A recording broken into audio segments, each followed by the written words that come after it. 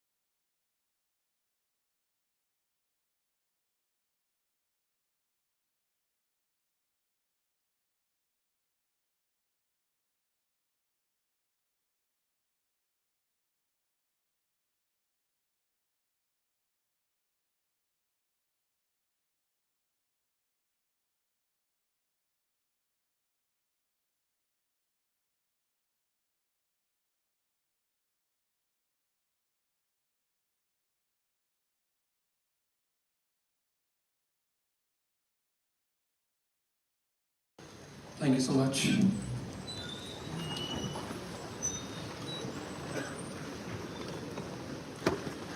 It is said that when Kumbhakarna died, sleep was widowed, and since then she spends her time at lectures. However, the lectures of Kartavyam have been so interesting that we have been a very bad company for sleep. So to set the tone for today, I would like to welcome our professor in charge, Madam Gunjan Gupta, to please deliver the welcome address.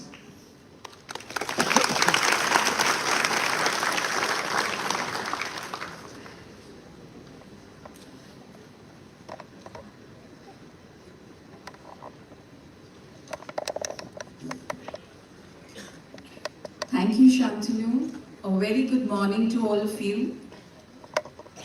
It is a profound honor and privilege to welcome you to the 19th lecture of Kartavyam series organized by Campus Law Center, Faculty of Law, University of Delhi. And as we continue our celebration of 75 years of Indian Constitution, today's gathering marks a very special moment in the journey.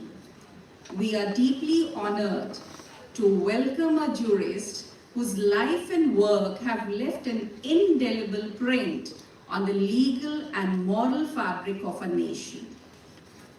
Mr. Harish Salve, King's Counsel and Senior Advocate. A huge round of applause for him.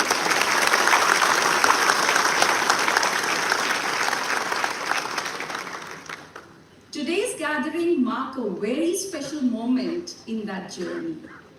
We are deeply honored to welcome jurists whose life and work have left an indelible imprint on the legal and moral fabric.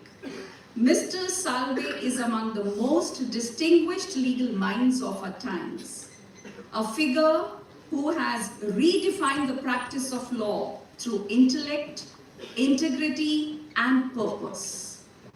Trained in the chambers of the legends such as Nani Palkiwala, he rose to become one of India's youngest solicitors general, representing the government of India with remarkable distinction. Over the decades, Mr. Salve has appeared in some of the most defining constitutional and corporate cases before the Supreme Court.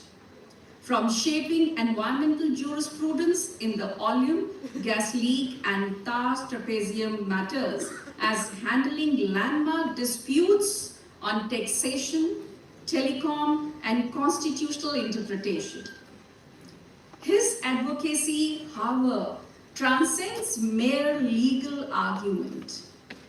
The world took notice when he represented India before the International Court of Justice in the Kulbhushan Jadhav case, charging just one rupee.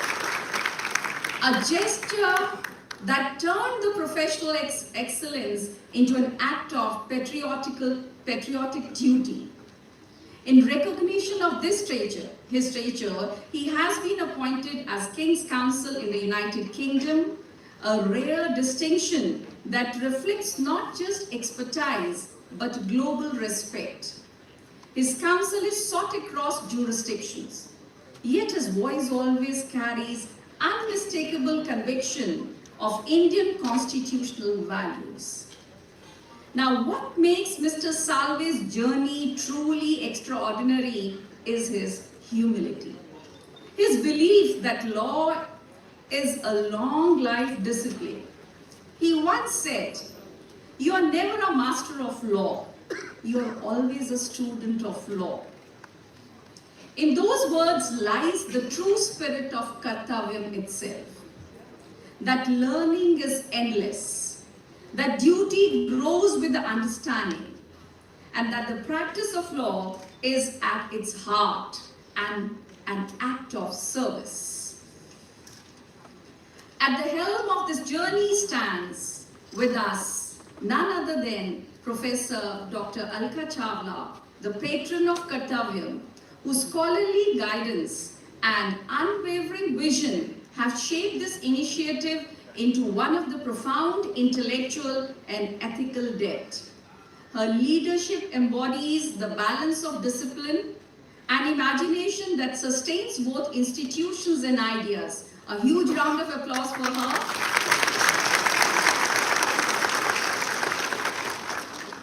In line equally important and central to this endeavor is Dr. Seema Singh.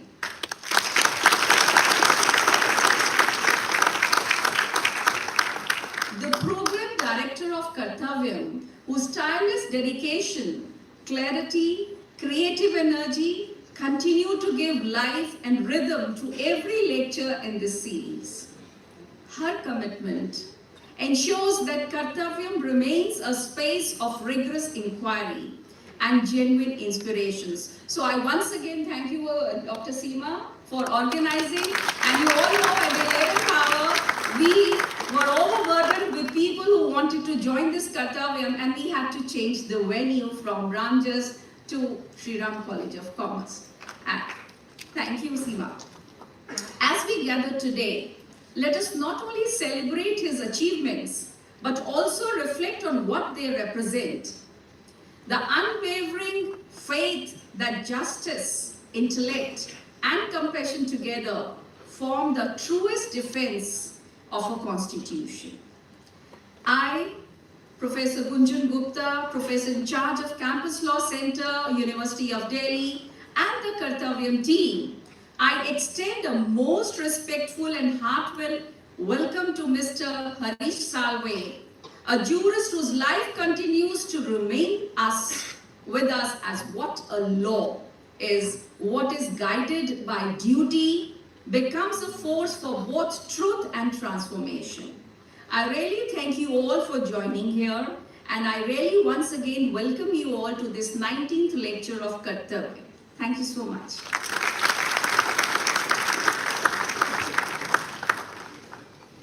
Thank you so much, ma'am, for that welcome address. Now I would like to call our patron to felicitate our chief guest.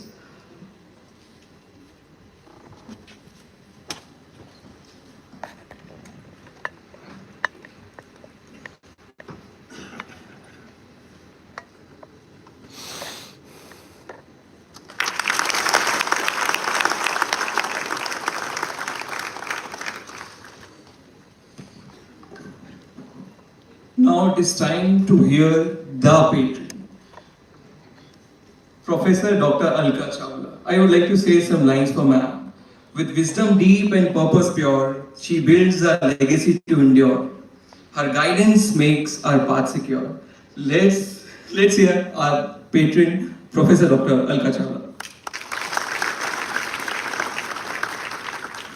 Thank you, Shantanu. Good morning to all the dignitaries on the dais, off the dais, and sir, there are around 20 universities associated with us online. They are all a part of this program. Our erudite faculty from across the colleges are here. Dear students, ladies and gentlemen. And sorry, I always forget, our knowledge partner, Knowledge Collective. There are also, so many of them are sitting here to be a part of this program. We have all collected here basically to celebrate 75 years of our constitution in the name of Kartavyam, which depicts duty, dharma, not the religious dharma that I'm talking about. It is related to duty and aisa karma, jisse samaj aur rashtra ki seva kar sake. You know, there are 3 days we are having, I don't know how many of you know, where the Arya Samaj congregation is taking place. And you will find out that whenever they are praying, whenever Havan is done, at the end, हमेशा कहा जाता है, राष्ट्र की सेवा पहला धर्म है, पहला कर्तव्य है, and that is why we are celebrating the 75 years of Constitution. Today, as you've already heard, is the 19th lecture in the series of lecture of Kartavyam. We have made a history in University of Delhi.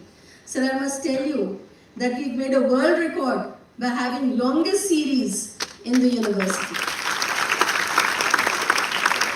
Not only this, our parliament, when it was in session, it discussed the entire program and also the clarion call that we have made for basically the ethos of our country, looking at how the democracy, the constitutional democracy has to be amalgamated with the Indian tradition. And what is the spirit behind our constitution? And the credit for this goes to Dr. Seema and to Dr. Shantanu, that's our student here. I think both of them need a big applause. Seema is okay, she's working, uska kartavya hai. But usse badhkar, jo student who already passed from Campus Law Center and still they are associated with this great cause is Shantanu and his team. There are lots of students sitting here. I'm sorry I'm not taking your names, but I think they need a bigger applause than Seema does.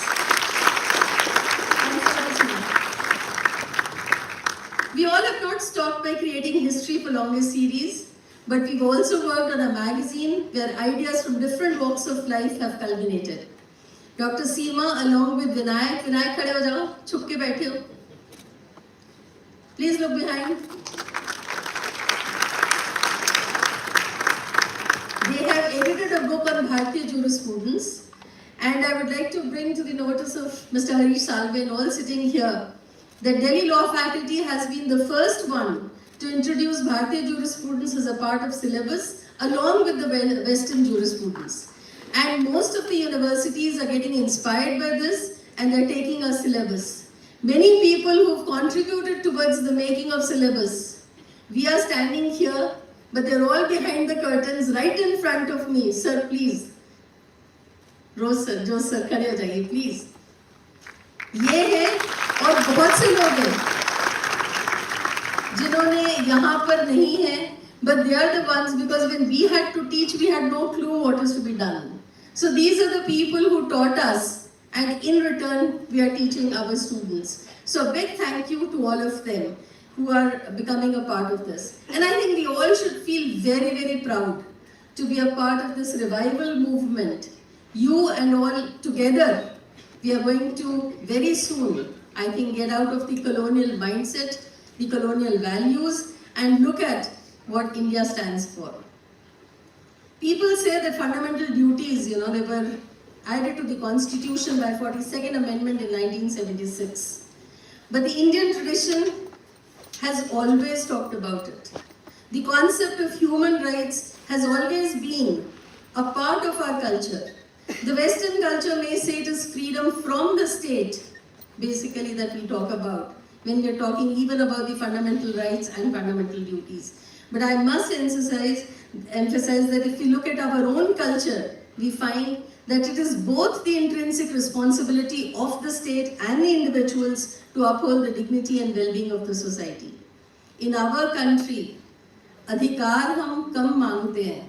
The biggest value is when we talk about sacrifice, when we talk about balidan, when we talk about kartavya and duty. दूसरों के उद्धार के लिए duty करना सबसे बड़ी value है. क्यों? क्योंकि हमारा बेसिकली हम किस चीज के बारे में बात करते हैं? हम कहते हैं Vasudev कुटुंबकम. We are a family. We are all working towards सर्वे भवन्तु सुखिनः, सर्वे सन्तु निरामय. ये क्या है? They're all part of the fundamental duties, directive principles and fundamental rights that we talk about. These are the values that are hierarchically placed much above claim, अधिकार, जिसके बारे में आज सबसे पहले बात हो रही है. So we would want, we always say धर्म, अगर आप गीता पढ़ो तो लिखा गया what is fire का धर्म क्या है? जलना. सूरज का धर्म क्या है? जगमगाना. हम सबका धर्म क्या है? We are all humans. At least work for the humankind and the environment around us. And I would say that we all take a pledge today that we will work for the unity of our nation, अपने राष्ट्र की unity के लिए, goals of equality, freedom, fraternity. And then clamor of rights will always get diminished. Duties होंगी तो rights की बात करने की ज़रूरत ही नहीं है, क्योंकि right के बारे में हम बात करेंगे ही नहीं. With this hope that we will take a pledge today, and blessings to all, because I think I am the oldest here, and a pledge that we will perform our kartavya and duty. Jai Hind, Bharat Mata Ki Jai.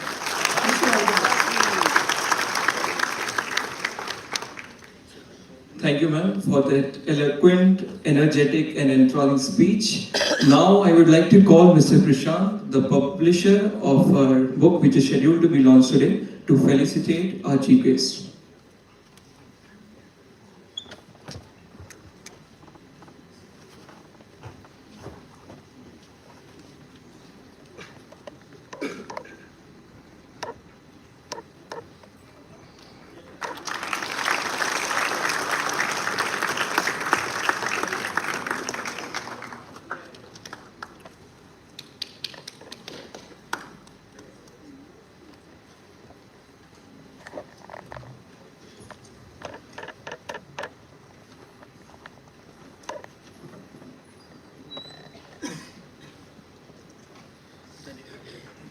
Now we move to a special part of our ceremony. It gives me immense pleasure to announce the release of the latest issue of Kartavyam magazine, which has been prepared by our team led by Palak Agrawal, who is also there. So I would like to invite Palak and our editorial team to please come on stage. So I will just share some words about our Kartavyam magazine. The Kartavyam magazine is a foundational step toward creating Kartavyam jurisprudence where not only lawmakers but people from different walks of life come together and share their ideas for Kartavyam. It is an open space for dialogue and discourse in the spirit of these values. We are launching the Kartavyam magazine today as part of this Kartavyam lecture series.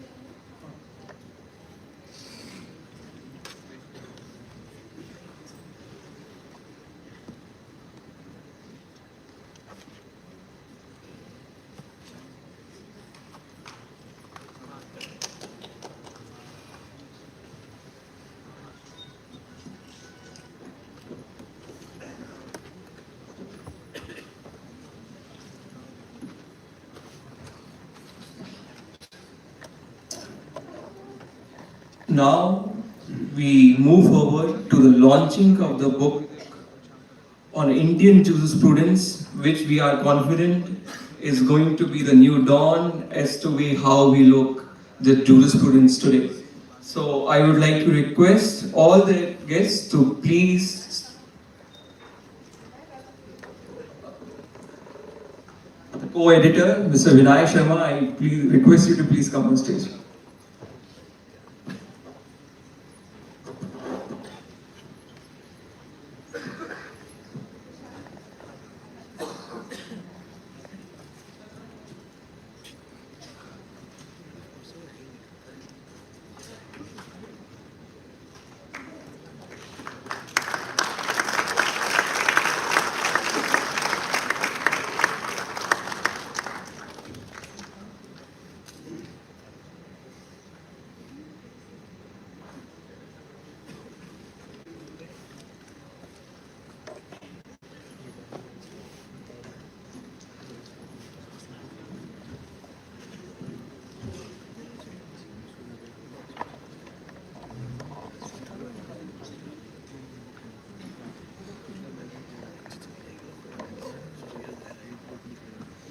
So now the last launching exercise. Sorry, sir, we couldn't have arranged a better ambassador than you. That's why we are doing all the launching with you. So now I would like to request to please the team to please come with the t-shirts which are being prepared for the volunteers and the people who are interested in Kartavyam to be launched today.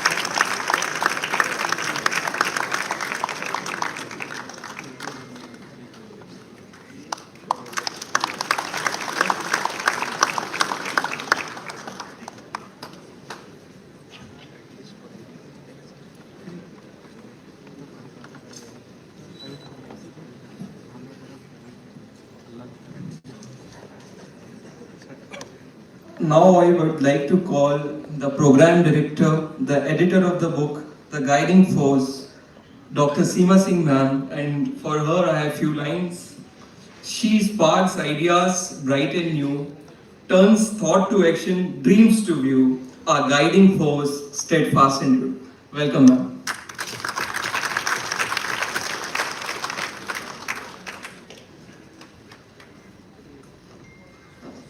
Thank you so much, and truly I am feeling very much delighted and blessed both that today I am releasing my third book, which is very important, and important in this context that we have chosen a very unique topic, that is Bharatiya jurisprudence.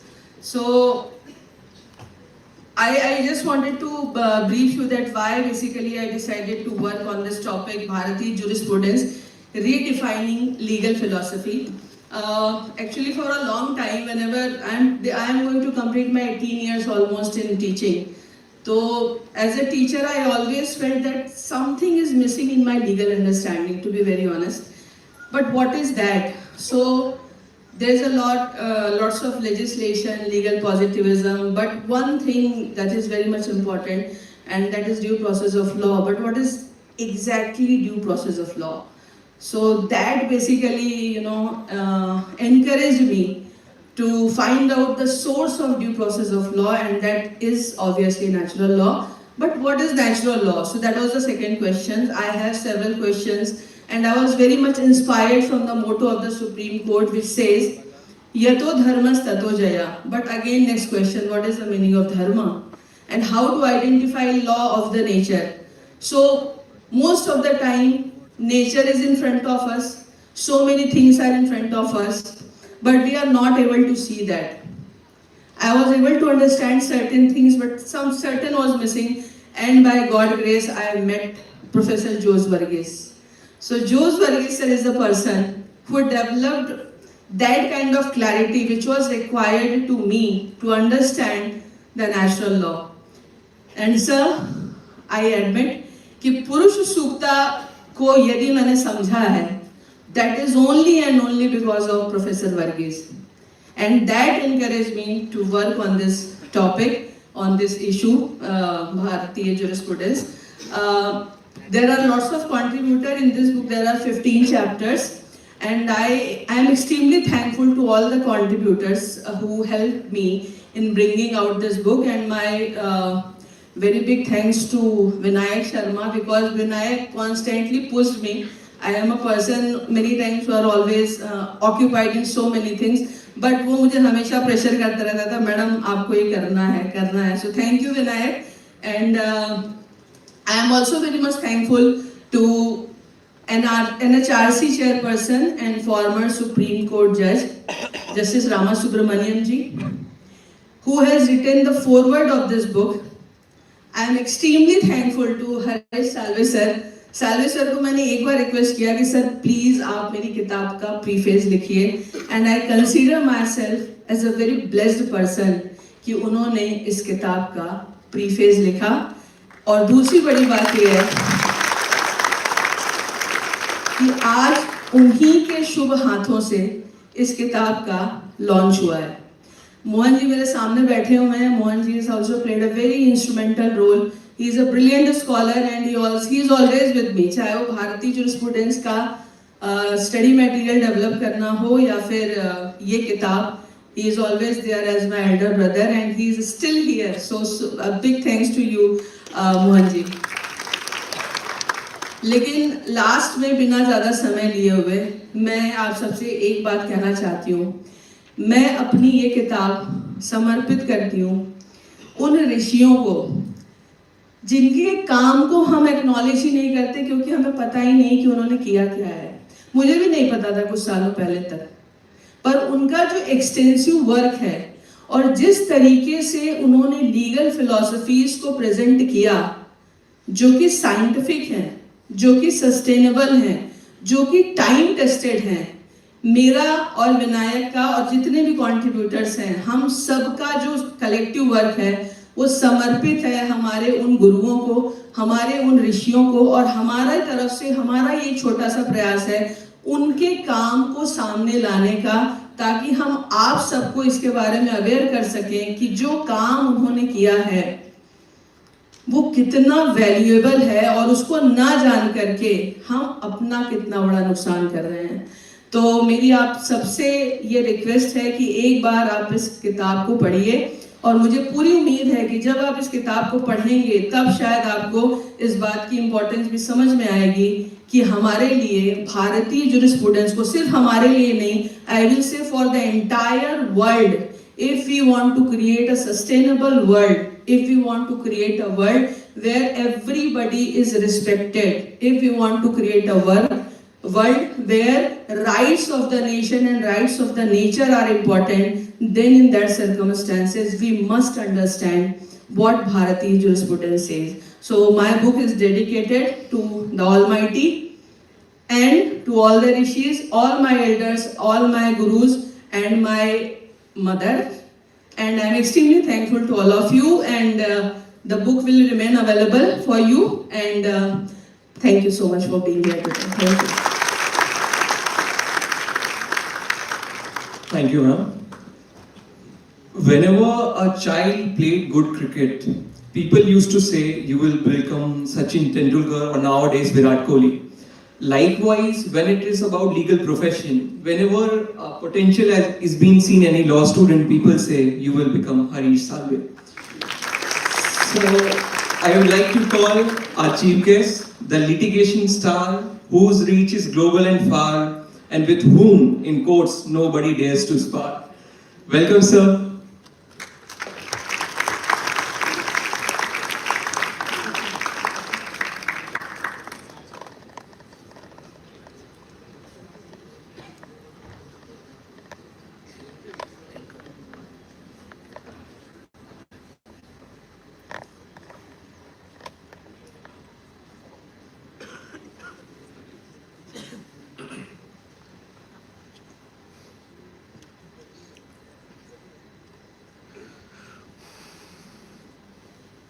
Seema ji, Professor Chawla, Professor Gupta,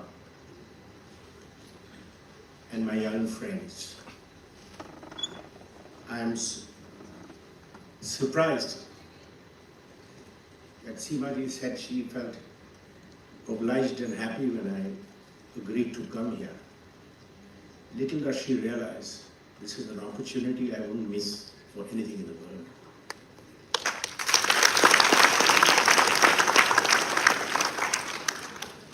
And I say so for two reasons. Firstly, I find it always a very learning experience meeting students. It rekindles in us certain fires, it reignites certain embers which are dying out. When I see the anxious curiosity in your faces, as you set about learning the law, it reminds me once again that whatever be our age, whatever be our stage, we are always students. You may be in Delhi University, you may be in University of London, and after all these universities, you study all along in the University of Life. The day you stop being a student, that's the day you stop growing. That's the day you start growing old.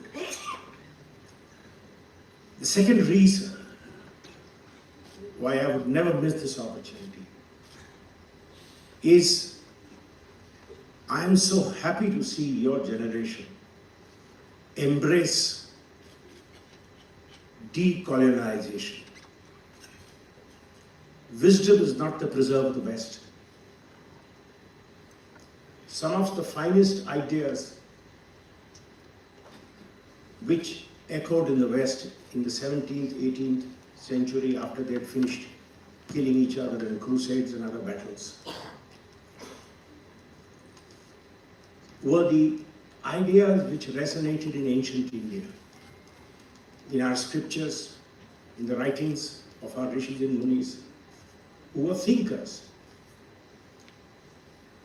As my late Guru, Mr. Palkhiwala, used to always say, it is not enough to have knowledge, it is not enough to have intelligence, it's not enough to know.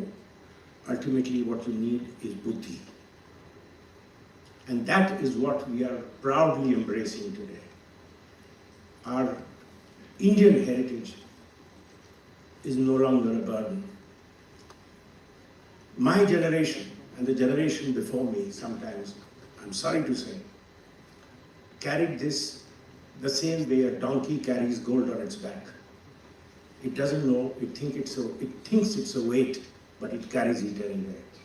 Thank God we did, because today I see you open that package, take that gold and enrich yourselves with it.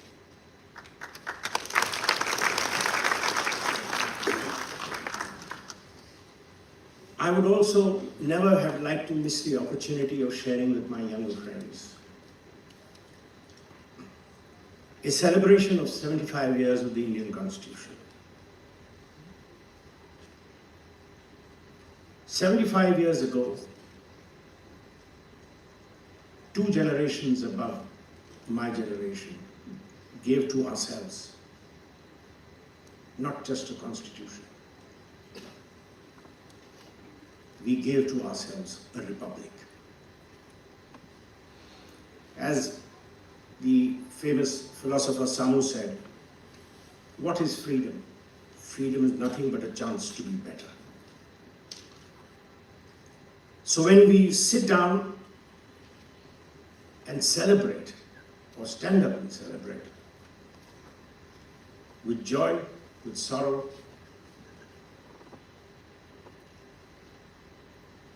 with a degree of satisfaction, but with a sense of some jobs not yet done,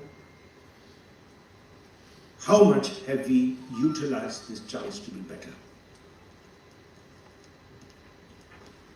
I'm here, and when I meet young friends, I always say, I'm here to account for what my generation has done.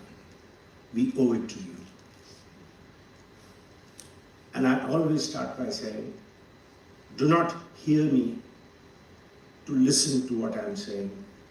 You must, in your minds, challenge everything I say. As Socrates always said, what is education? It is kindling of a flame, not filling of a vessel. So it is in that spirit that I come to you today to share what we have done.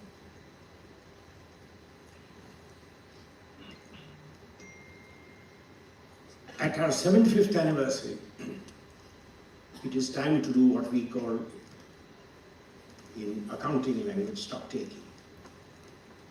Our successes, our shortcomings. We have had great successes. We have built institutions which have survived the ravages of time. 75 years is not a short period. We have seen countries around us embrace democracy and then go back to some form of autocracy, be it military rule, be it disguised autocracy, or be it just chaos. India is a democratic island. If you look around us, you will realize how important that has been. So yes, we have stood the ravages of time. Our parliament stands tall, our executive stands tall, our judiciary stands tall. But more than that, there are other institutions which we forget. We forget our schools, we forget our colleges, we forget our universities. If India today moves ahead, it is because India has managed to educate itself. Our press, despite all its shortcomings, despite its failures, despite its sensationalism for which it is rightly criticized, our press has stood up whenever it has needed to stand up. Our democracy has evolved. When it started, we had a patron state, patronizing its citizens. Today, public consciousness has truly converted it into a welfare state, where the people demand answers and do not accept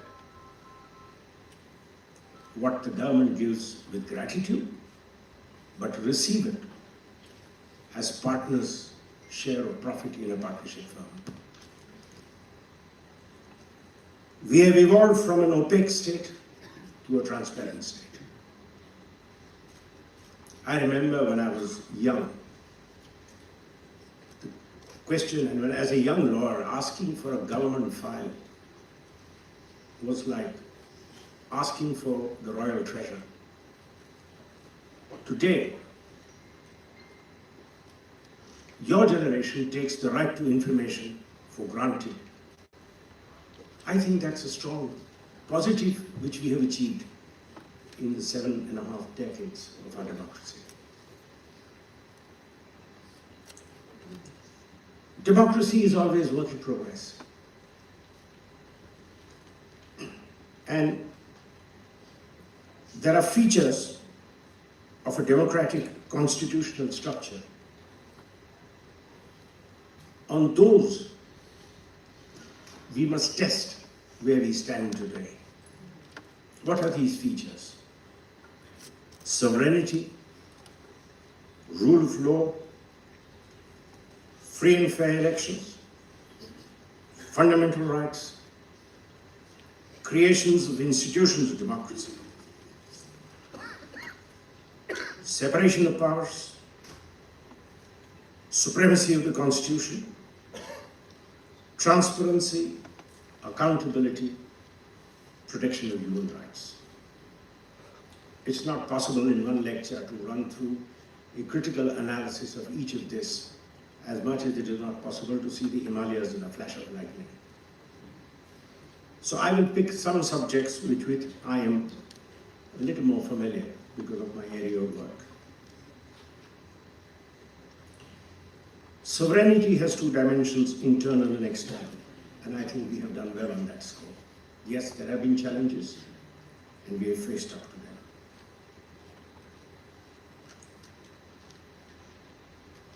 Rule of law.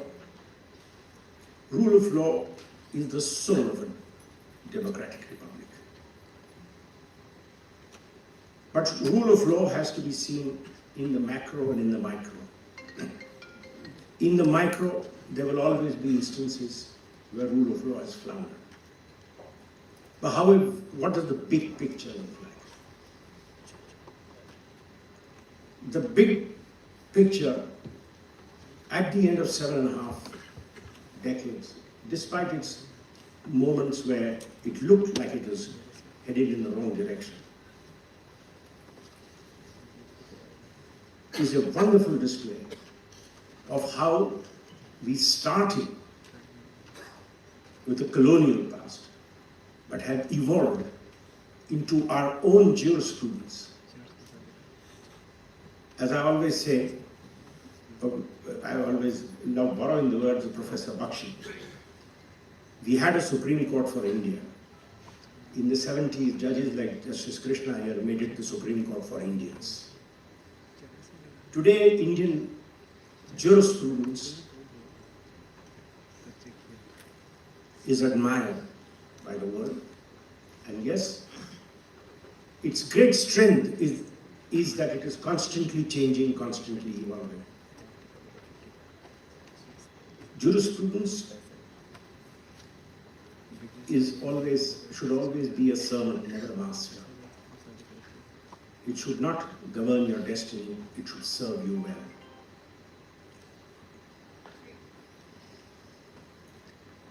And why do I feel that rule of law, after 7.5 decades, I feel rule of law will always remain in India. Not because what people in my profession, and especially those who go up and sit in judges' chairs, like to say, that the courts are the savior of the rule of law. No, they are not. The ultimate savior of the rule of law is Indian sovereignty. And what is Indian sovereignty? All of you, each one of us.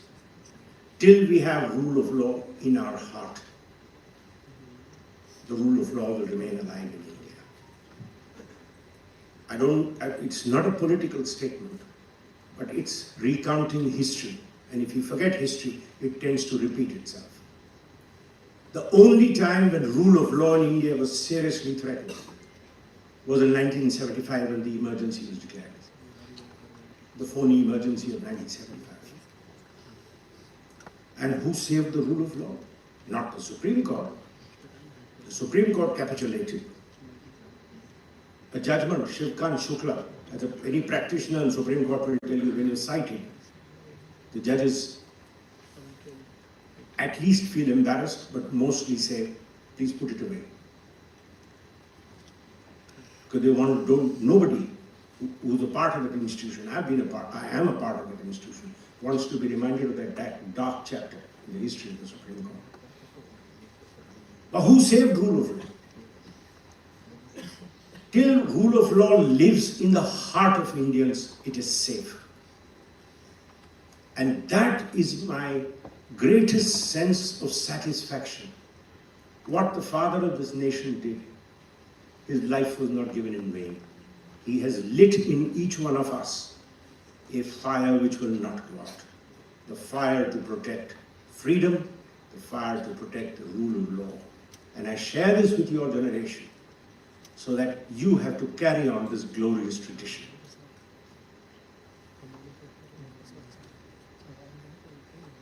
What you always also need to remember is rule of law should never be allowed to be hostage to transitory events. There are times where you feel you can put rule of law to one side and achieve something great. Never forget, as a great English judge once said, you decide a case on the facts of a case and a crack develops in the body of the law. As Churchill always used to say, the mood of the people may be fickle, but the law must stand firm. So that's one chapter which we have done well on, but again, it's a fire which was burned in your generation. And on the 150th celebration of the Indian Constitution, make sure you pass it on to the generation that follows. Free and fair elections, the most important attribute of sovereignty. What is sovereignty? Sovereignty, the ultimate power lies with the people. Aristotle said the truest form of government is one in which the supreme power is vested in the people. It's only that the power is exercised by you through your elected representatives. look at the macro. Forget the micro, look at the macro. India has had 15 prime ministers in 75 years. So the average life of a prime minister is 5 years, if you look at the macro picture. Of course, we have had prime ministers who had longer terms, prime ministers who have shorter terms, but if you look at the picture of democracy, it's a very good sign, because the institution refreshes itself. And as my late friend Arun Jaitley used to always say, he was, I think, alumni of the Shri Ram College, he used to always say, we politicians now realize, and for campus law, he used to always say, you know, Harish, you people are so comfortable, you don't realize we chaps live in a room with a revolving door, in today, out tomorrow. And that, I think, is a great strength of Indian democracy. What is the greatest strength we see around us? India is the only country which has changed again and again the government with the ballot, not the bullet. That's a great success of Indian democracy. That's a great success of the story of the Indian Constitution. Fundamental rights. How have we done in fundamental rights? We've done very well. Mr. B.N. Rao, the late B.N. Rao, who assisted Dr. Ambedkar in putting together the Constitution, wanted to know, should we put due process in the Constitution? He went and met Frankfurter, who said it's an unruly horse. Don't have it in our Constitution. So he changed procedure. He changed the due process of law with procedure established by law. It took us only 20 years to trash that formula. And we got the unruly horse in. And I think we've ridden it quite well. That has been one of the big positive jurisprudential developments. The egregious acceptance, complete domination of the principle of non-arbitrariness pervading across all branches of jurisprudence. And not just in India, the world is embracing it now. Whether it be in the world of contract, or whether it be in the world of constitutional rights, whether it be in the world of arbitrariness, there is no space for whim, there is no space for hubris, there is no space for arbitrariness.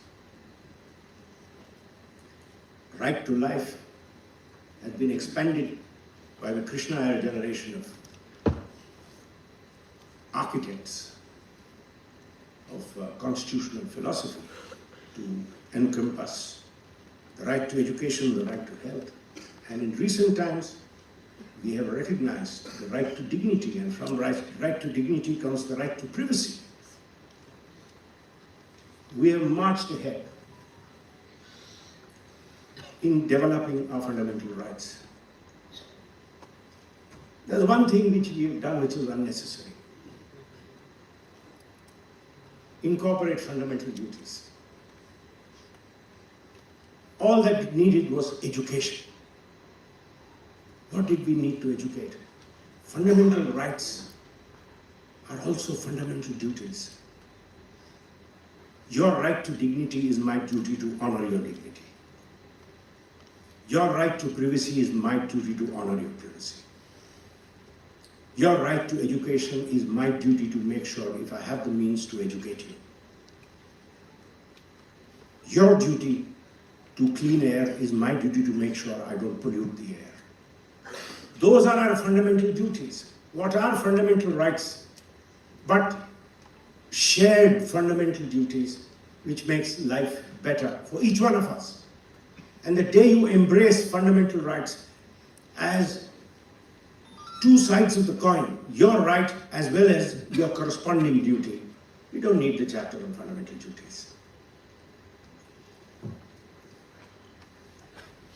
In its practice, and I say this always, as law students you will understand this more than maybe the non-lawyers, we need a Civil Rights Act. You know, the seminar the young lawyer attended, I think Hugo Black had come from America.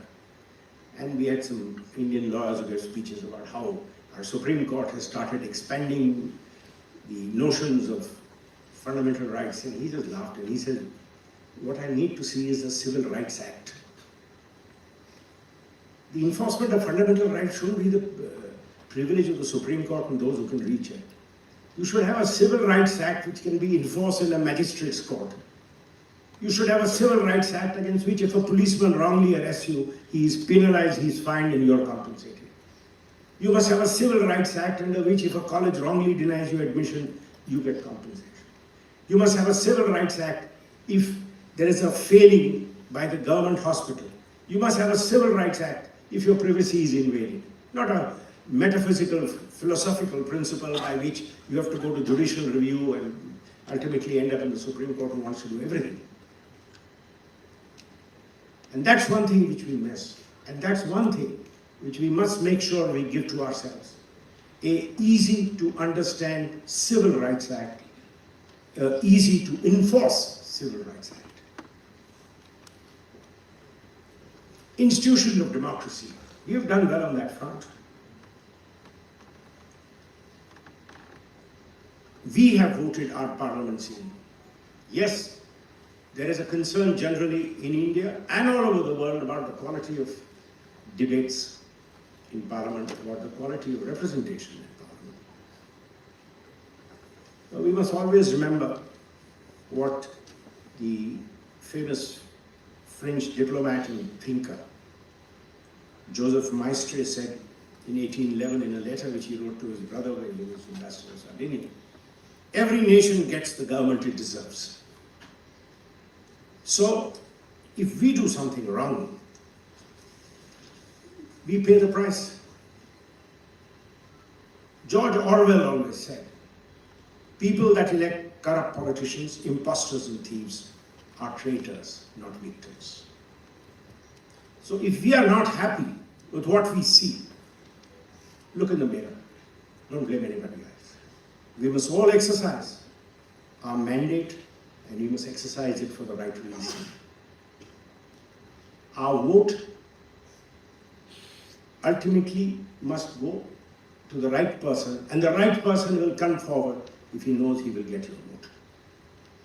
It is an interactive process. Always remember, there will be attempts to waylay you, to seduce you to doing your own things. That's one temptation you have to learn to resist. The executive.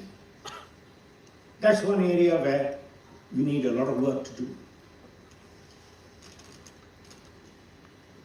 There are three sources or three paradigms of executive power. One is the traditional authority, customs and heritage, like monarchy. Then you have another paradigm of the charismatic authority. Prophets, revolutionaries, ayatollahs. And then you have the legal rational authority based on rules of law, modern states. Max Weber, the German thinker, he used to write on public administration. And he wrote, bureaucracy is the most efficient and rational form of organization characterized by hierarchy, specialization and rules. But he warned that excessive bureaucracy can create an iron cage of control. That is what we have to resist. And never forget, independence is not a virtue only of the judiciary. You need an independent bureaucracy. We've had great civil servants. I won't take names lest it gets politicized. One civil servant was called by the son of a prime minister, and all he said in reply to a request made was, "Sir, you do not have authority to use the private exchange racks." He put the phone down. That's the kind of character, that's the kind of spirit, that's the kind of independence, fierce independence, which we need in our civil service. And then we have the judiciary. Independence of the judiciary. We've done well on that front. But then we have to remind ourselves, independence is of two kinds. structural independence and intellectual independence. Structural independence is the easy bit. We have security of tenure. We have status of, as we call, status of irremovability.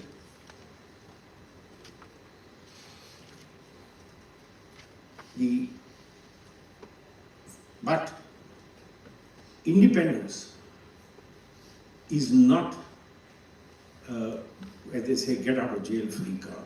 Independence is not a barrier to accountability. I read a very interesting article which was borrowed from an American journal by one of the English law journals, which said, the rule of law is the proud boast of many societies, but the hard-earned achievement of far fewer.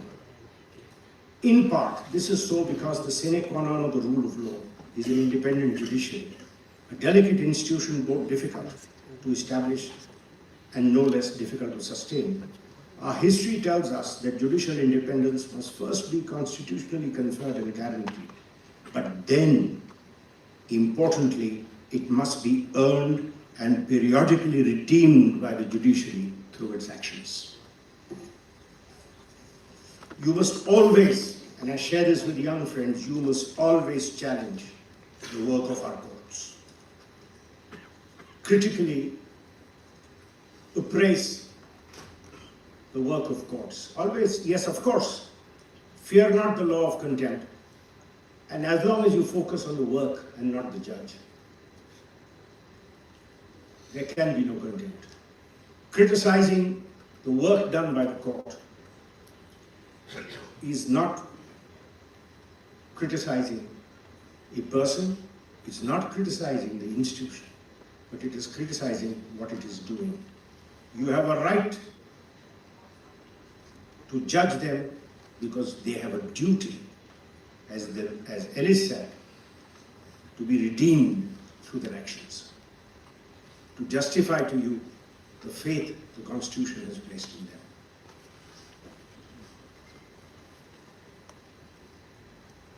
One area which is my favorite, as to borrow a phrase, my pet peeve, is the method of appointment of judges. In 1991, we fought against complete executive domination when, in the era of initial coalition politics, some very strange things happened with the kind of judges who were appointed. Before that, some of the finest Indian judges came from a system in which the executive had, in theory, complete freedom to appoint judges. Who appointed Krishna? Who appointed Bhagavati? Who appointed Gajendra Gadkar? Who appointed Hidayatullah? Who appointed all these greats? Who appointed Chinnappa Reddy? Who appointed D.A. Desai? Fiercely independent judges. Who appointed them? The government of the day. But then things started going wrong. We fixed it. And I was part of the legal system which fought for taking away this power from the executive. But it was a band-aid. It wasn't a solution. And in hindsight, I think it's about time we correct the folly we made. You must all have heard of Chronicles of Narnia, a famous book. The author Lewis, he had written a very interesting book which I read a while ago, and I remember a quotation which I managed to source. The book is called Mere Christianity, to the challenge to certain Christian beliefs. But he said something very interesting which I think applies to this. It said, we all want progress, but progress means getting nearer to the place you want to be. If you have taken a wrong turn, then going forward does not get you any nearer. If you're on the wrong road, progress means doing an about turn and walking back to the right road. In that case, the man who turns back soonest is the most progressive man. So we must always remember, we have to correct this folly. Look at United Kingdom, it doesn't even have a written constitution. They enacted the 2005 Reforms Act, the UK Reforms Act, under which they created the Supreme Court, moved it away from House of Lords. Originally the English Parliament was without separation of powers. It was the the last word lay with, as they said, the Judicial Committee of the House of Lords, or the Privy Council who advised the Queen. They realized this doesn't work in the 21st century, so they had the Reform Act, and now they have created the UK Reforms Act. And there are very interesting provisions which, if you must read, how there is a constitutional duty on the Lord Chancellor, who is there, to ensure the independence of the judiciary, to secure the independence of the judiciary, including a constitutional duty to make available sufficient means for the functioning of the judiciary. But it has an elaborate procedure for selection of judges. Elaborate procedure for selection of judges. There is a commission, and that commission selects a panel, and there are multiple panels. And I'm always challenged as to, well, if you have this, who's going to select the Judicial Appointments Commission? And my answer is, if as 1.4 billion Indians, we can't find 7 honest people to appoint judges, shame on us in calling us a democracy. We can always find 7 honest people. Why can't the 4 or 5 big functionaries, the speakers of parliament, the Chief Justice of India, the Prime Minister of India, members of the opposition, senior members of the opposition, constitute a panel who will select a panel? Can't we find 7 independent Indians out of 1.4 billion and leave it to them to select judges on merit? And then it must be a transparent process. How is it a transparent process?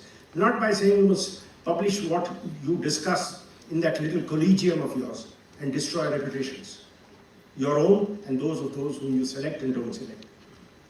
But in UK, for example, it's by invitation. So whenever there is a vacancy, you advertise, you receive. What you received is in public domain. How you select is not. Because that then becomes a criticism of why you have not chosen one over the other. This is one of the biggest challenges to our judiciary. The second challenge is judicial overreach. Justice Scalia, conservative in mind, I had the privilege of meeting him. I'm very fond of him.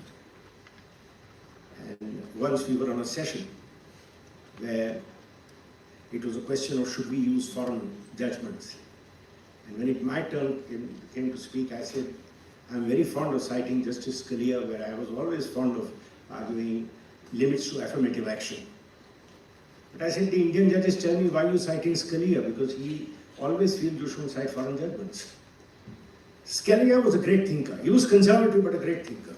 He coined a phrase called judicial oligarchy. And he said a system of government in which the judiciary becomes sovereign and supreme over the other 2 branches, then is no longer a democracy. It's a judicial oligarchy. Are we seeing that today? Maybe not. But the way we are going, will we see it tomorrow? Maybe. If we don't stop and go back to the right road, we are not making progress, we will regress. Assertion of independence is good. Expanding locus standi is good. What worries me is we are now drifting into uncharted waters. The new understanding of Article 142 as a power to do whatever you think is right. You can't do justice by the seat of your pants, as they say. Justice Krishna used to always say, the judiciary has a duty to act when other branches fail, but it must do so within the mandate, its constitutional mandate. We are seeing a drift away from that. It's time we once again anchored that ship. One of the former Chief Justices came for a function in London, and he spoke of something. Professor Joel was a dear friend, you must have all heard of him. He's the one who's revised D. Smith's administrative action. And his jaw fell when he heard of what he was told about the Supreme Court's conversational jurisdiction. And he asked, what does that mean? And he said, oh, we issue notice, we call the government and we ask them questions and give them suggestions. And he whispered to me, Harish, is that the job of a court?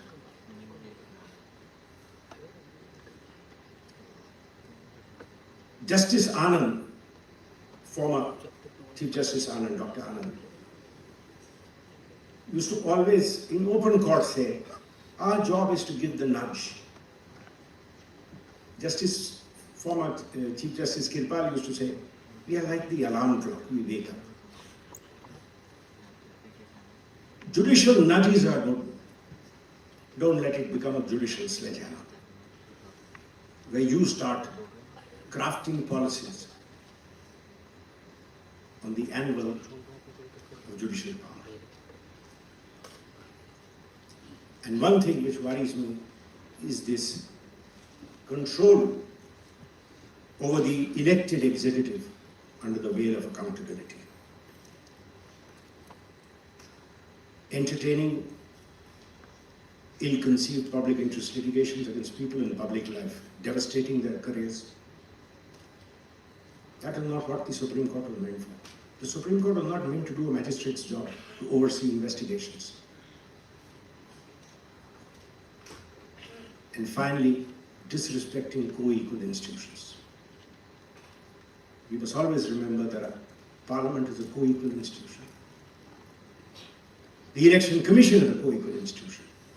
In recent times, I was distressed to see the way the Supreme Court summons the Election Commission and talks rudely to its officers.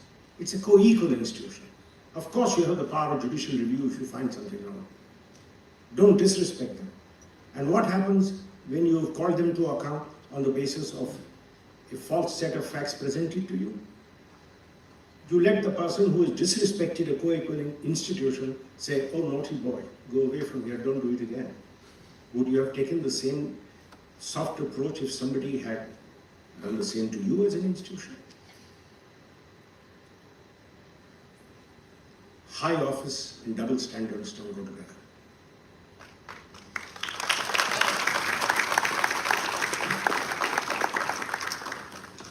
Transparency. Transparency has been a great evolution. We now have to caution ourselves against an overkill. What we need to aspire is more openness, not just more transparency.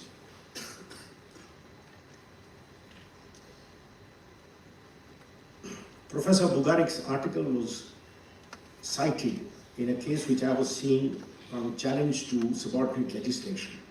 And he had something very interesting to say. He said, the principle of openness is broader than the principle of transparency.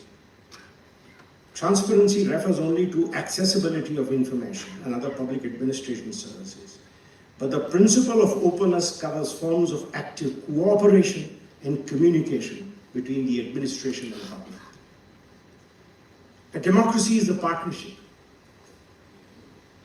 Openness is sharing power with the true sovereign, the people of India. Open decision making, open discussion. As Mr. Pankhiwala used to always say, why should the budget be shrouded in secrecy? Nobody is saying declare in advance the tax rates you're going to have because that may cause speculation in the market. But if you are going to make big principle changes, those should be brought out, discussed in public, shared with the public, opinions invited, and then a considered decision taken. Don't announce budgets under the shroud of secrecy. It has changed somewhat, but we have a long distance to go. And the second thing we have to realize is never confuse transparency with public curiosity. Public curiosity is not a euphemism for public interest. In the working of a government, in the working of a judiciary, there is always to be a balance between transparency and secrecy,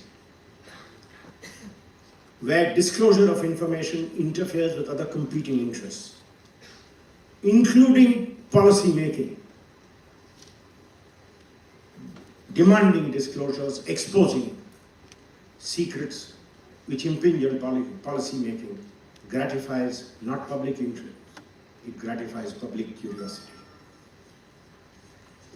We have challenges which lie ahead. We need reforms, We need reforms in judicial appointments. We need reforms which should restore the independence of the civil service. And we need some form of reforms which would control judicial overreach, which is a subject that we all deal with. But the greatest challenge of them all is dealing with the new oil, or the new gold, as you choose to call it, information. There is a very interesting book.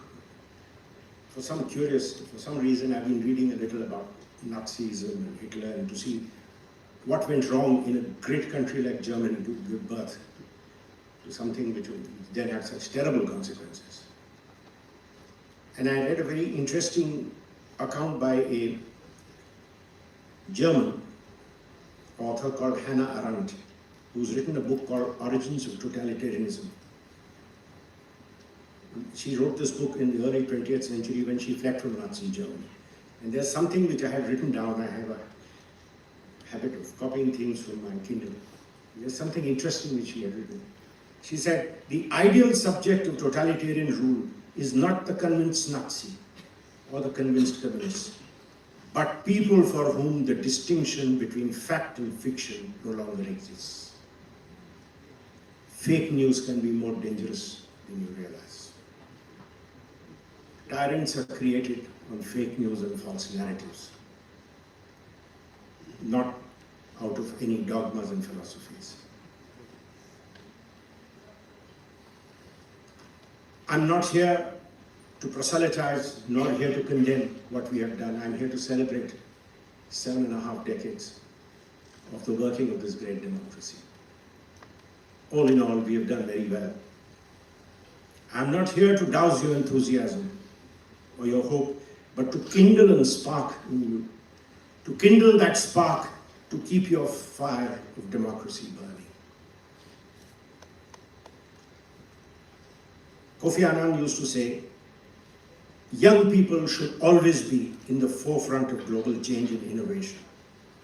Always empower them. Our generation owes it to empower you, to share with you our experiences, to confess to our feelings, and to tell you where we went wrong so that you don't commit the same mistakes we did.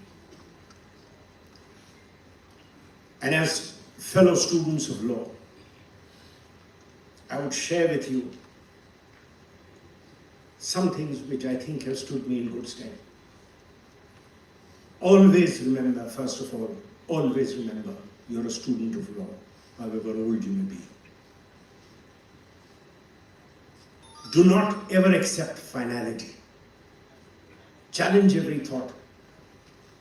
Every thought, as they say, beliefs of yesterday are doubts of today and dogmas of tomorrow. You must challenge every thought. You are taught how to think. Always challenge thoughts. The third is, and this is something I want to share with you, embrace globalization. You will be surprised how Indians are respected today all over the world. There is a vested interest which wants to scare you that your future and jobs will be destroyed by globalization. The truth is exactly the other way around. Globalization will open for you opportunities not just of conquering India, but of conquering the world.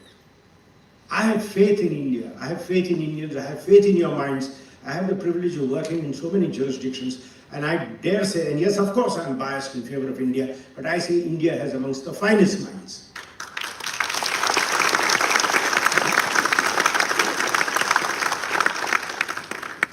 In addition, and it's a matter of social history, it's the discussion for another day.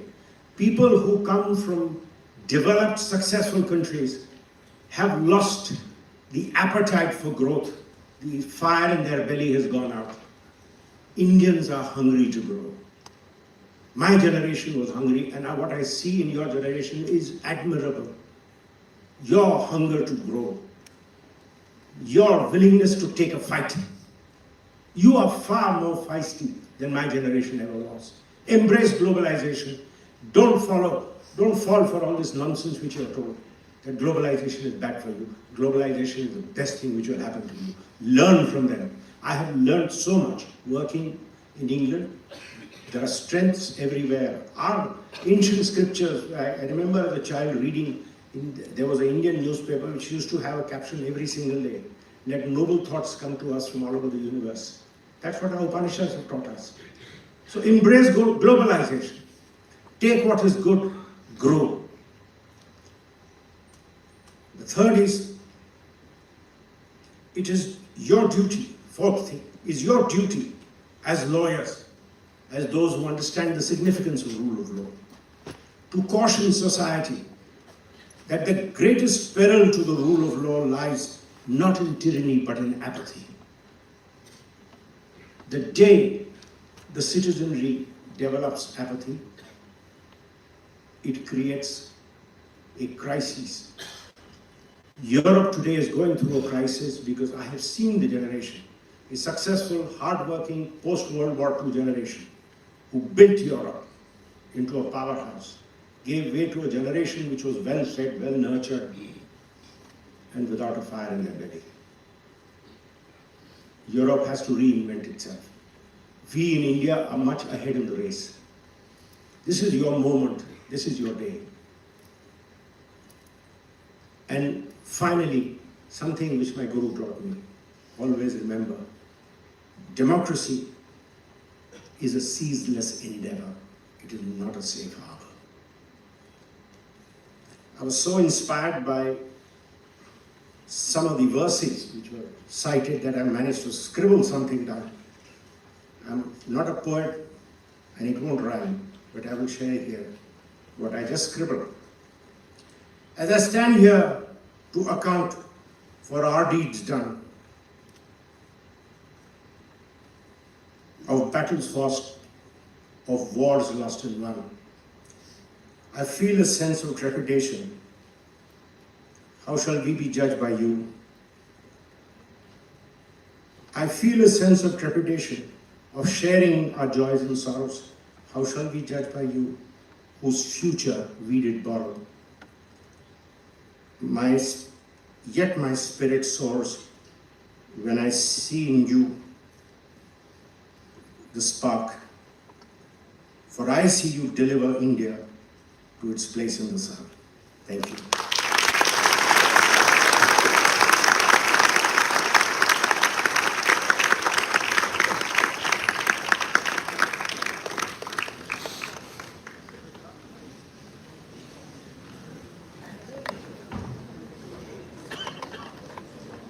Thank you, sir, for a verdict of vision and a judgment of justice delivered through thought, not decree. Now we would like to open the floor for questions and answers. So the people who are interested in asking questions, you may raise your hand. Our volunteers will reach you.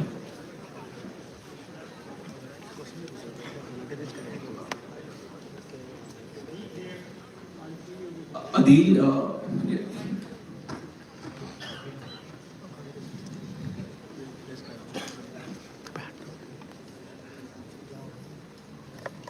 Good afternoon, sir.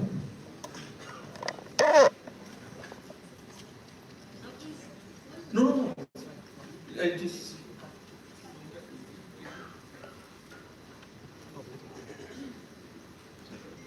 Good afternoon, sir.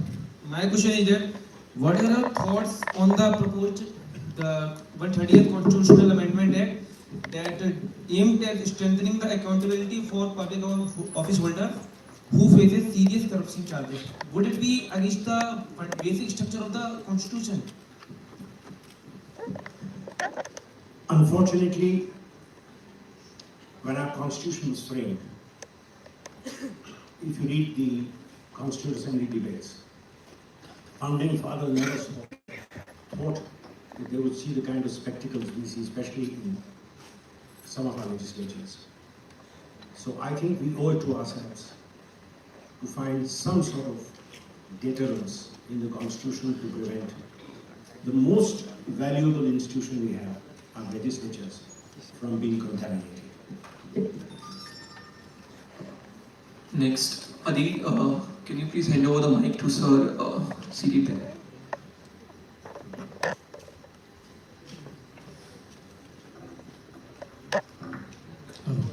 Dr. Sangwan, sir, I have been a longest time student of University of Delhi in 21st century and very active and reactive and turned every brick upside down where there was something wrong going on and been fighting at this age and had the ability to take the serving vice chancellor, sitting vice chancellor to the hard jail for wrongdoings. This is where I did a lot of things. My suggestion, 2-3 suggestions to Dr. Seema Singh. She taught me Constitution and Jurisprudence when she has freshly joined this law center. Madam, you have done a wonderful job and you have an extraordinary name to this forum, Kartavyam. But I have one or two suggestions because all this forum, they die when the person who created is somewhere else. You will become a vice chancellor tomorrow, you would be. So I strongly suggest. Sir, excuse me. Strongly suggest. Can I just interrupt you in between? It would be better if we have questions at the moment because Seema is here with you. You can give the suggestions later on. We would like you to ask questions to Mr. Salve. I have a question. I have a suggestion for the same forum. Please let me complete. Alright, so please be brief because others are also waiting. Madam, I have used this time for my question. Madam Ji, make possible that this forum survives and it works better than the Oxford Union Society. Ensure this. This is very important. And second very important point, that today is Mr. Salve is there. Tomorrow should be Prashant Bhushan. Then there should be Goswami. Then there should be another journalist who will speak against. And third most important person of this country is a farmer. There are very award-holder farmers in this country. Sometimes he invites some farmers as a speaker so that they know how their children are studying in Delhi University and what they should be taught. And my question is now to Mr. Salve. What do you think? I feel strongly, I have a faith that the advocates can be the most important responsible citizen. And if they work properly, I am saying not saying they are not doing. If they do seriously, overnight more than 90% of different type of corruption can be eradicated in the judiciary. What do you think, and how and what the advocates and the general public should do to get rid of this menace which is eating away all the vitals of the nation? Thank you very much. Well, I'll only say, if somebody takes a bribe, it's because somebody is giving a bribe. If each one of us promise ourselves to be honest, that will be our biggest battle against corruption.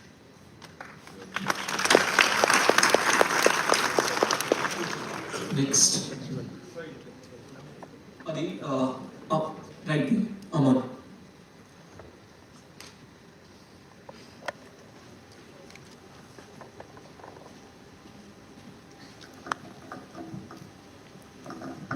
Hi sir, my name is Aman Pratap Singh. I have two questions for you.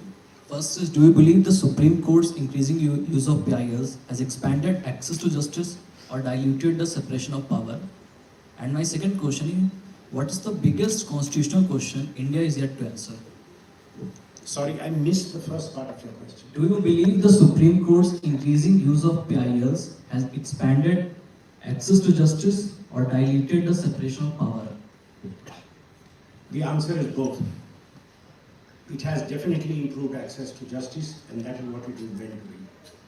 We buried the doctrine of locus standi in enforcing fundamental rights. What we forgot is, it was done for those who do not have access to justice.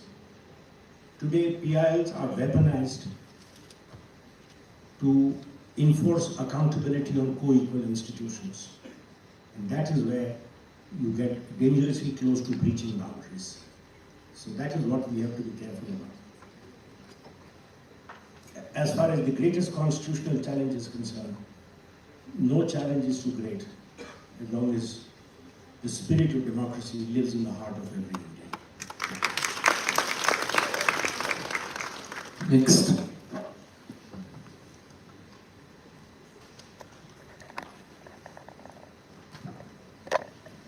Respected sir, it is a true honor to stand in front of you today My hands are literally shaking when I'm talking to you. I had this question for a long time in my head, and I think there's no better person than you to answer this.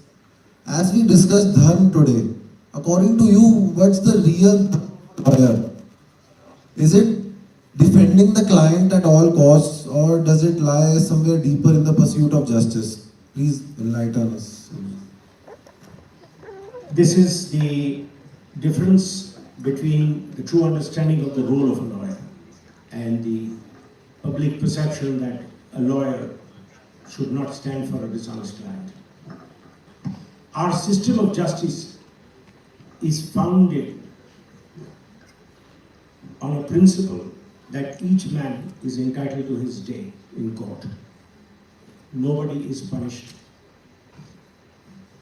without a fair trial. And that requires the facts to be fairly placed before the court. It's a myth. It's a romanticized story that great lawyers win cases. You know, there's an old saying, out of 10 cases, lawyers win 1, lose 3, and the other 6 get themselves decided. So the decision of a case will ultimately depend on the decision of the facts of a case. But it is your duty to fairly present your client's case in court. Why?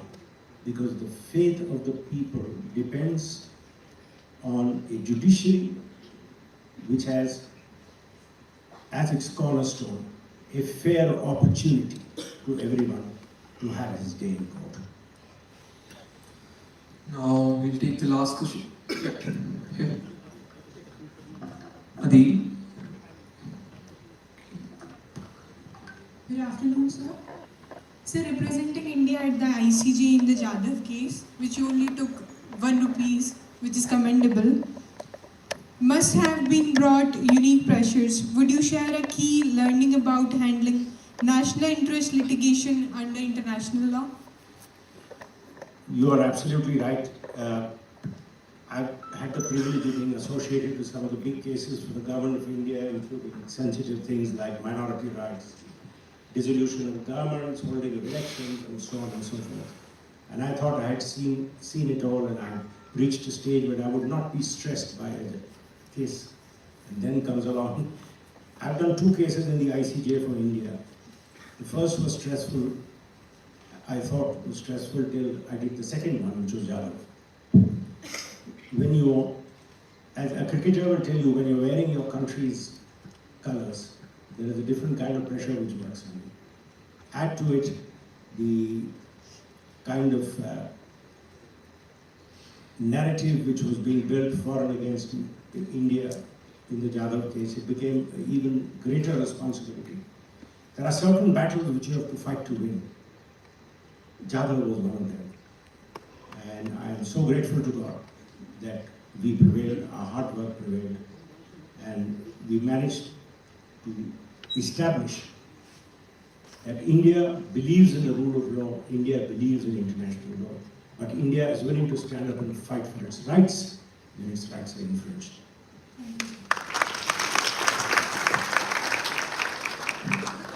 One more question and then we will conclude. Good afternoon. Good afternoon.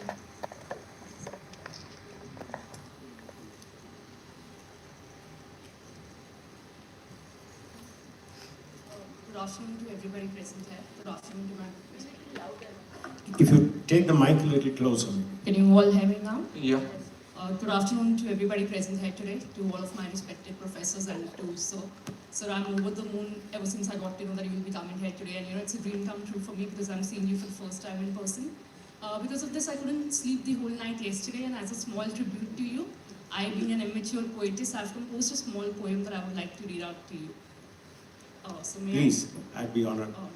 The I am known to cause nightmares so that you didn't sleep last night. I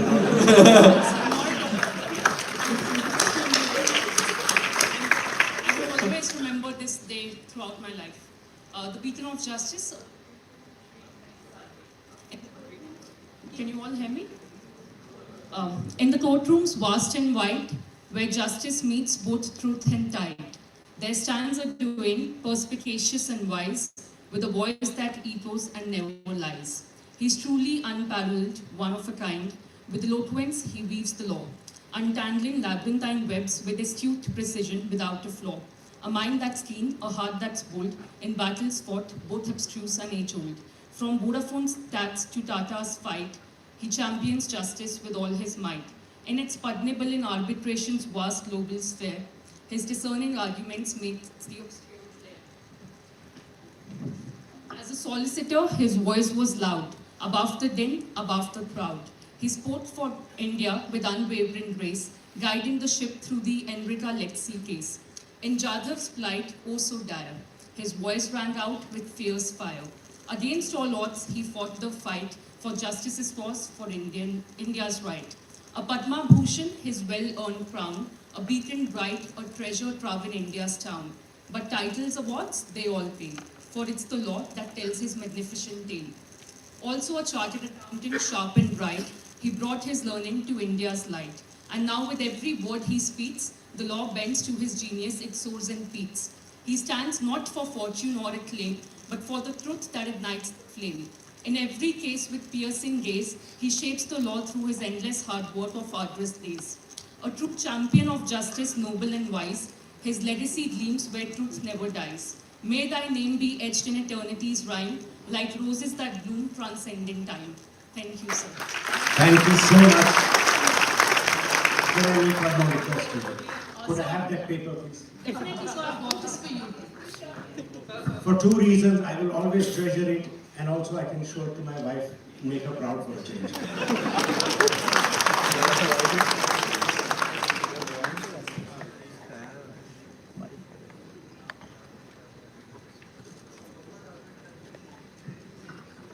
Thank you so much.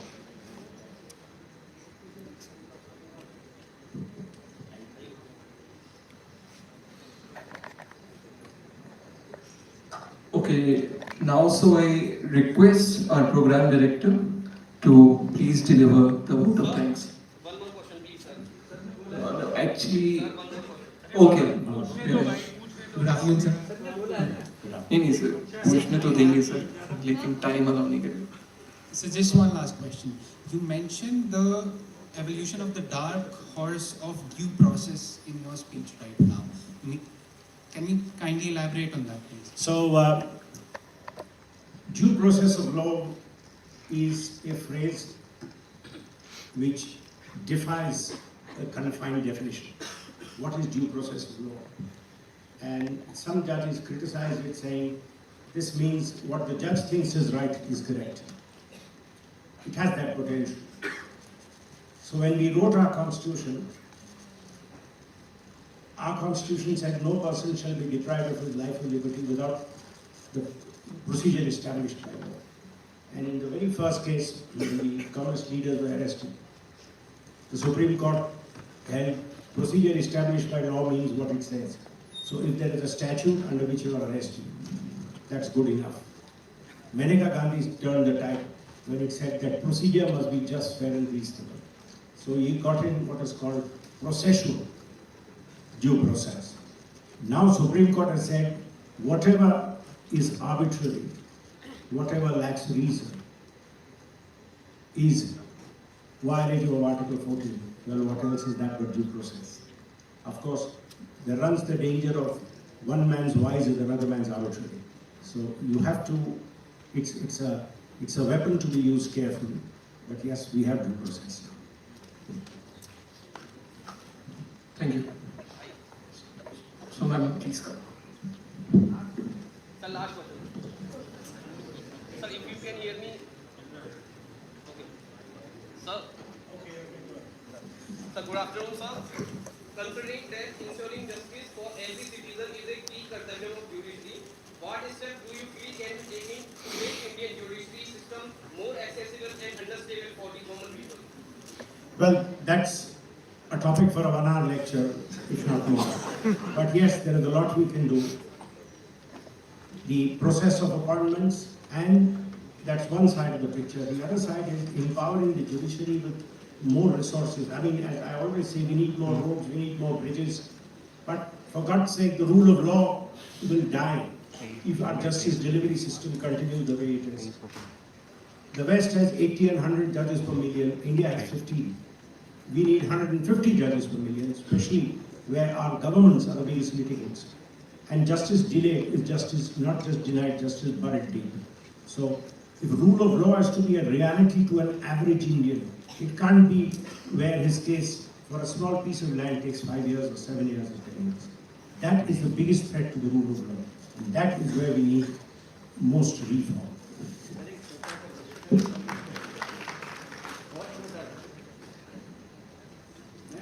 Push it, push it.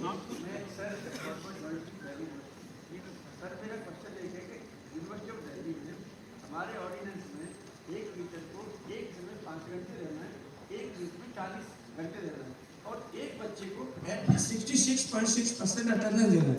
मैं आपसे प्रार्थना करना चाहूँगा कोई ऐसा नियम बताओ कि ये प्रॉपर्ली इम्प्लीमेंट हो, क्योंकि मैं समझता हूँ अगर सबसे ज़्यादा हमारी यूनिवर्सिटियों में प्रॉब्लम है तो केवल इस ऑर्डिनेंस में है।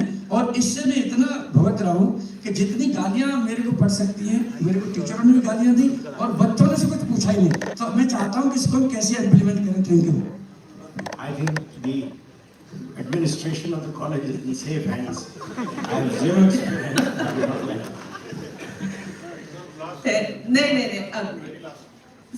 Then it will be a never-ending process. Sir, should I take one? Please. Okay. हाँ सुनाई दे रहा, आप बोलो, माइक दे दो।